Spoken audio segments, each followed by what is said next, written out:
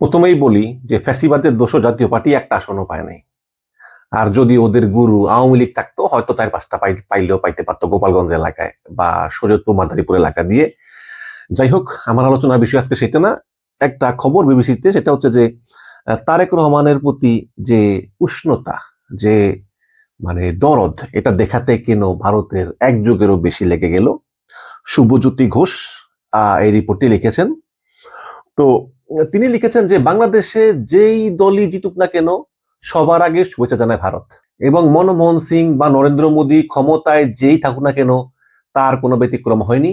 এবং 13ই ফেব্রুয়ারি সকাল 9টার দিকে সবার আগে নরেন্দ্র মোদী তিনি টুইট করেছেন, তিনি তারেক রহমানকে শুভেচ্ছা জানিয়েছেন এবং তিনি ফোন করে কথা বলেছেন এবং বলেছেন যে তারেক রহমান, এই ভোটই প্রমাণ করে যে আপনার প্রতি বাংলাদেশের জনগণের আস্থা আছে এবং আমরা সম্পর্ক উন্নয়নে একসঙ্গে কাজ করব।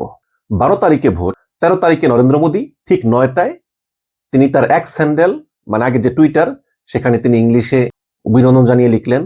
তার 1 ঘন্টা পরে তিনি সেই ইংলিশ পোস্টটা বাংলায় লিখলেন যাতে বাংলাদেশের সব মানুষ বুঝতে পারে। এবং তারপরে মোদী সরাসরি ফোন করলেন তারেক রহমানকে। হ্যাঁ, তাহলে বুঝাই গেল যে ভারত তারেক রহমানকে খুব পজিটিভলি নিয়েছে। হ্যাঁ, যেই তারেক রহমানকে ভারত পছন্দই করতো না এবং তারেক রহমান বিভিন্ন সময় তার প্রতিনিধি পাঠিয়ে যোগাযোগের চেষ্টা করলেও ভারত সৌজন্যমূলক সাড়াটাও পর্যন্ত দেয়নি, সেই ভারত এখন তারেক রহমানকে অভিনন্দন জানায় এবং এটাকেই কূটনীতিবিদরা বলছেন ডিপ্লোম্যাটিক ইউটার্ন। এবং ভারতীয় যে বিশেষজ্ঞরা তারা এটা এক বাক্যে মেনে নিচ্ছেন যে আসলে বর্তমানে যে বাস্তবতা, যেখানে আওয়ামী লীগ অংশগ্রহণ করতে পারেনি, আওয়ামী লীগ পালিয়ে গিয়েছে এবং জামাত ইসলামের শক্তি বৃদ্ধি পেয়েছে, সেই হিসাবে মধ্যপন্থী বিএনপি হচ্ছে ভারতের জন্য বেস্ট চয়েস। এবং ভারত মনে মনে চেয়েও ছিল যে বিএনপি ক্ষমতায় আসুক। হ্যাঁ, এবং তারেক রহমানকে ফোন করা ছাড়া নরেন্দ্র মোদীর কি আর কোনো অপশন ছিল না। তো দেখুন, এখানে কিন্তু একটা কঠিন বিষয়। বিবিসি লিখেছে যে ভারতীয় পর্যবেক্ষকরা এটাও বলছেন যে তারেক রহমানের নেতৃত্বাধীন বিএনপি ভারতের সঙ্গে সম্পর্কের ক্ষেত্রে কিছু নির্দিষ্ট প্রতিশ্রুতি দিয়েছে বলেই এই ঘনিষ্ঠতা দানা বাঁধছে। আবারও পড়ি, তারেক রহমানের বিএনপি ভারতের সঙ্গে সম্পর্কের ক্ষেত্রে কিছু নির্দিষ্ট প্রতিশ্রুতি দিয়েছে বলেই এই ঘনিষ্ঠতা দানা বাঁধছে। এটা আন্দাজ করা মোটেও কঠিন নয় বলে পর্যবেক্ষকরা মনে করতেছেন। এটা ভারতীয় পর্যবেক্ষকরা বলতেছেন। হ্যাঁ, অতীতে বিএনপি সরকারগুলোর আমলে ভারতের সঙ্গে যতই ওঠা পড়া থাকুক না কেন, ভারত যে আপাতত সেই সব পুরানো বিষয় মনে না রেখে সম্পর্ককে এগিয়ে নিতে আগ্রহী, এখন প্রধানমন্ত্রী মোদীর বার্তায় সে কথা স্পষ্ট হয়ে গিয়েছে যে জিয়াউর রহমান এবং বেগম জিয়ার আমলে ভারতের কিছু অভিমান ছিল, সেইটা ভারত মনে না রেখে এখন এই তারেক রহমানের নেতৃত্বাধীন বিএনপির সঙ্গে ভারত সম্পর্ক এগিয়ে নিতে চায়। ভারত বাংলাদেশের এই নতুন সরকারের সঙ্গে বিভিন্ন ইস্যু ধরে ধরে এক এক করে এগুতে চায় বলে বলেছেন ভারতের পররাষ্ট্র মন্ত্রণালয়ের মুখপাত্র রণধীর জয়সওয়াল। তবে ভারতীয় শাসক দল বিজেপির অনেক নেতা বলতেছেন যে যদি বাংলাদেশে হিন্দুদের উপর অত্যাচার বন্ধ না হয় তাহলে যেই সরকার আসুক না কেন সেই সরকারের সঙ্গে ভারতের কাজ করা সম্ভব হবে না। বাট তারপরেও সামগ্রিকভাবে ইউনূস সরকারকে ভারত খুবই অপছন্দ করত। সেই ইউনূস সরকারের অবসান হতে যাচ্ছে এবং নতুন সরকার আসতেছে, এটাই ভারতের জন্য এক ধরনের স্বস্তির বিষয়। আপনারা জানেন যে তারেক রহমান প্রায় 17 বছর নির্বাসনে ছিলেন লন্ডনে এবং মনমোহন সিংকে হারিয়ে যখন 2014 সালে নরেন্দ্র মোদী সরকার ক্ষমতা এলো, তখন তারেক রহমান ধরেই নিয়েছিলেন যে যেহেতু ভারতের কংগ্রেস পার্টির সঙ্গে শেখ হাসিনার ঘনিষ্ঠতা, হ্যাঁ, তো যেহেতু কংগ্রেস এবং এর নেতা মনমোহন সিং হেরে গিয়েছে, সুতরাং তারেক রহমান যদি নরেন্দ্র মোদীর সঙ্গে একটা সুসম্পর্ক স্থাপন করতে পারে তাহলে হয়তো এই নরেন্দ্র মোদী শেখ হাসিনাকে চাপ দিবেন বাংলাদেশে গণতন্ত্র ফিরিয়ে আনতে। এবং এই উদ্দেশ্য নিয়ে তারেক রহমান নরেন্দ্র মোদীর সঙ্গে একটা সুসম্পর্ক স্থাপনের চেষ্টা করেন সেই 2014 সালে এবং তারেক রহমান নরেন্দ্র মোদীকে কিছু উপহারও পাঠান। নরেন্দ্র মোদীর কাছে এই উপহার পৌঁছে দিয়েছিলেন বিজেপির বৈদেশিক নেতা বিজয় জোলি এবং এই খবরের উৎস হচ্ছে তারেক রহমানের একাধিক ঘনিষ্ঠ সূত্র।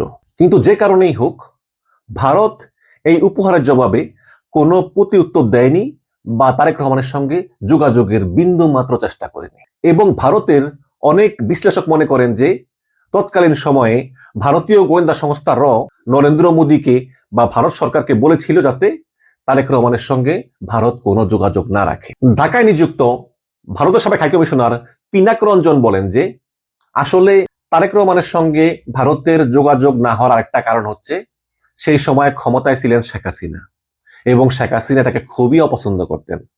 শেখ হাসিনা চাইতেন যাতে ভারত তারেক রহমানের সঙ্গে যোগাযোগ না রাখে। সুতরাং শেখ হাসিনার সঙ্গে সম্পর্কের উন্নতির জন্যই আসলে তারেক রহমানের সঙ্গে সেভাবে যোগাযোগ করা ভারতের পক্ষে সম্ভব হয়নি। এবং এখানে বিবিসি লিখেছে যে তবে প্রকাশ্যে না হলেও বিএনপির নানা স্তরের নেতাদের সঙ্গে ট্রাক টু স্তরে বা পদ্মার আড়ালে বিভিন্ন থিঙ্ক ট্যাঙ্ক বা অবসরপ্রাপ্ত কূটনীতিবিদ এবং নিরাপত্তা কর্মকর্তাদের মারফত একটা যোগাযোগ ভারত বরাবরই বিএনপির সঙ্গে রাখতে চেষ্টা করে গিয়েছে।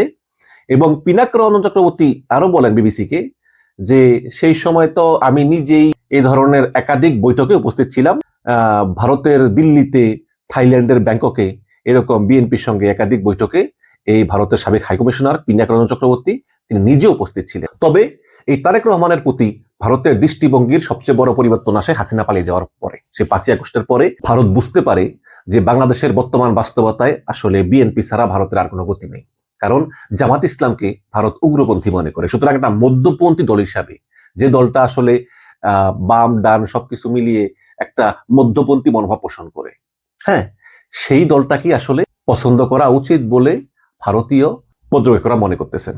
এবং বিবিসি লিখে যে 2008 সালের সেপ্টেম্বরে বাংলাদেশে তখনকার সেনা সমর্থিত তত্ত্বাবধায়ক সরকার যখন রাজনীতি ছাড়ার মুচলেখা লিখিয়ে নিয়ে তারেক রহমানকে লন্ডন যেতে বাধ্য করে, তখন সে সময় ঢাকায় ভারতের হাইকমিশনার ছিলেন পিনাক রঞ্জন চক্রবর্তী। তিনি বিবিসিকে বলেন যে সে সময়ের কথা আমার পরিষ্কার মনে আছে এবং 2001 থেকে 2006 বিএনপি আমলের সেই তারেকের বিরুদ্ধে অভিযোগের যে পাহাড় ছিল তাতে কোনো সন্দেহ নাই। কিন্তু এখন 17 বছরেরও বেশি সময় যুক্তরাজ্যে কাটানোর পর তারেক রহমান কতটা পাল্টে গেছেন, তার মানসিকতায় কতটা পরিবর্তন এসেছে, এটা বলা খুবই মুশকিল। কিন্তু আমরা এই ধারণা করতেই পারি যে নরেন্দ্র মোদী যেভাবে এখন তার প্রতি ওপেন আউটরিচ করছে এবং মোদী তাকে চিঠি লিখছেন, শুভেচ্ছা জানাচ্ছেন বা ফোন করছেন, তাতে অবশ্যই ভারত তারেক রহমানের কাছ থেকে নির্দিষ্ট কিছু বিষয়ে প্রতিশ্রুতি পেয়েছে, এটা মনে করেন পিনাক রঞ্জন চক্রবর্তী, তিনি বিবিসিকে বলছেন। এখন প্রশ্ন হচ্ছে যে তারেক রহমান ভারতকে ঠিক কি প্রতিশ্রুতি দিয়েছেন। পিনাক রঞ্জন মনে করেন যে এখন এইসব প্রতিশ্রুতিগুলো ঠিক কি হতে পারে সেটা আন্দাজ করা কঠিন হলেও বিএনপিও আপাতত তাদের পুরানো ভারত বিরোধিতার রাজনীতিকে আঁকড়ে থাকবে না বলেই দিল্লির অনেক বিশ্লেষকরা মনে করতেছে। আগে যেমন বেগম জিয়ার আমলে বাঙালি জাতীয়তাবাদ এবং ভারত বিরোধী একটা আওয়াজ তুলে তারা ভোট টানত, মনে করা হতো যে আওয়ামী লীগ মানেই ভারতের পক্ষে, বিএনপি মানেই ভারত বিরোধী। সেই ধরনের রাজনীতি থেকে তারেক রহমান নিজেকে একটু সরিয়ে নিচ্ছেন বলেই ভারতীয় বিশ্লেষকরা মনে করেন।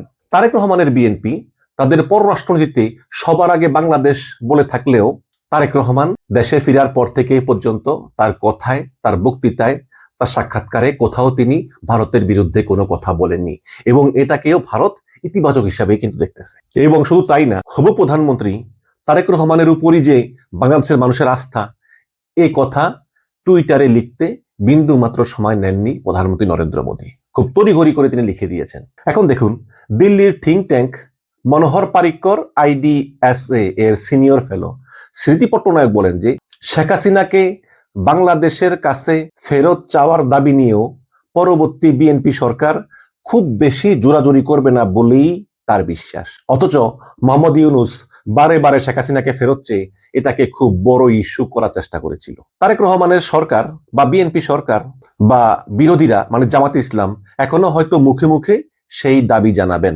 কিন্তু তার জন্য ভারতের সঙ্গে অন্য কোনো আলোচনা থমকে থাকবে এমনটা হওয়ার সম্ভাবনা নেই বলেন ডক্টর পট্টনায়ক। এবং তিনি আরো বলেন যে গত প্রায় 1.5 বছর ধরে বাংলাদেশে অনেক সংখ্যালঘু নির্যাতন হয়েছে।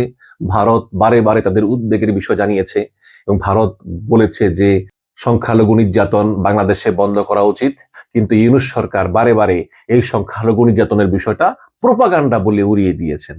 ইউনূস সরকার বলেছেন যে সংখ্যালঘু নির্যাতনের যেই অভিযোগ ভারত তুলতেছে এর 99% ভুয়া। আসলে এই সংখ্যালঘু নির্যাতনগুলো আসলে শুধু সংখ্যালঘু বলে না, এগুলি জমি জমা বা বিভিন্ন অন্য কারণে হয়। বাট সংখ্যালঘু নির্যাতন যে হয় না তা না, খুবই কম। ভারত যা বলতেছে তার মানে 99% মিথ্যা। এভাবে ইউনূস সরকার প্রতিবারই ভারত সরকারের এই অভিযোগ ডিনাই করে এসেছিলেন। এখন তারেক রহমান সরকারের আমলে বাংলাদেশ সংখ্যালঘুদের অবস্থার কতটুকু উন্নতি হয়, কতটুকু নিরাপত্তা পায়, সেটাই এখন দেখার বিষয় বলে মনে করেন ভারতীয় বিশ্লেষকরা। তবে পশ্চিমবঙ্গের বিজেপির মুখপাত্র দেবজিৎ সরকার মনে করেন যে বাংলাদেশে যেই ক্ষমতায় আসুক, আওয়ামী লীগ, বিএনপি, জাতীয় পার্টি যেই ক্ষমতায় আসুক না কেন বা জামাত ইসলাম, বাংলাদেশে হিন্দুদের উপর অত্যাচার কখনো বন্ধ হবে না। এটা মনে করেন পশ্চিমবঙ্গ বিজেপির মুখপাত্র দেবজিৎ সরকার। এবং তিনি আরো বলেন যে ময়মনসিংহে দীপু দাস নামে একজন হিন্দু যুবককে মেরে পুড়িয়ে শেষ করে দিয়েছে ওপেন রাস্তার উপরে, এবং কিশোররা মোবাইলে ভিডিও ধারণ করছে, ফেসবুকে ছাড়ছে। তো এইসব বিষয়টা তো আসলে দুঃখজনক, এবং নতুন সরকার আসলেও আসলে এর খুব একটা পরিবর্তন হবে বলে তিনি মনে করেন না। যেহেতু ভারতের রাজ্য পশ্চিমবঙ্গে বিধানসভা নির্বাচন যেহেতু আসন্ন, তাই ভারতীয় কোনো কোনো পর্যবেক্ষক মনে করেন যে এই পশ্চিমবঙ্গ রাজ্যে বিধানসভা নির্বাচন শেষ না হওয়া পর্যন্ত এই নরেন্দ্র মোদী এবং বিজেপি বাংলাদেশে হিন্দু নির্যাতন ইস্যুটাকে তারা জিয়ে রাখবে ভোট বেশি পাওয়ার জন্য। তবে বিজেপির পশ্চিমবঙ্গ শাখা বাংলাদেশের নতুন শাসকদের নিয়ে যতই উদাসীনতা দেখাক, দিল্লিতে তাদের সরকার কিন্তু রীতিমতো উচ্ছ্বাসের সঙ্গেই দেশের নতুন প্রধানমন্ত্রী তারেক রহমানকে বরণ করে নিচ্ছে, এতে কোনো সন্দেহ নাই। তো এখানে এই যে বিবিসি যেই আলোচনাটা করলো, হ্যাঁ, এখানে সবচেয়ে বড় পয়েন্টই হচ্ছে যে তারেক রহমান দেশে ফেরার আগেই ভারতকে কিছু নির্দিষ্ট প্রতিশ্রুতি দিয়েছেন বলে মনে করেন বাংলাদেশে নিযুক্ত ভারতের সাবেক হাইকমিশনার পিনাক রঞ্জন চক্রবর্তী। কি প্রতিশ্রুতি দিয়েছেন সেটা স্পষ্ট না, বাট দিয়েছেন বলে তিনি মনে করেন।